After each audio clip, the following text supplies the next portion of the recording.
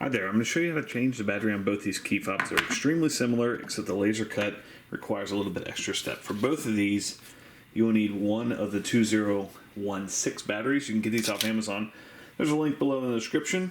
For both of these, you will need a flat blade screwdriver, and for any that are laser cut, you actually need a T9 Torx bit. I will also put a link for that specific screwdriver. So on this one, it's just as simple as put your screwdriver in this slot here, split the two halves apart. There's your 2016. For these laser cut versions, some of them will have a Phillips head, but most of them have a T9 Torx bit. Once you get that out, same kind of deal. Put your screwdriver there. You can also slide out the laser cut key if you need to replace that. So once you have this apart, you just want to delicately push out your 2016 battery. It's very, very snug in there. It's a very thin battery.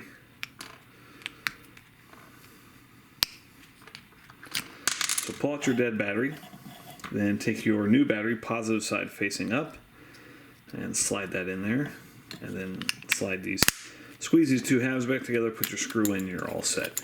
Same thing on both these styles of key fobs. Thanks so much for watching. Hope this was helpful. Make sure you hit that thumbs up button.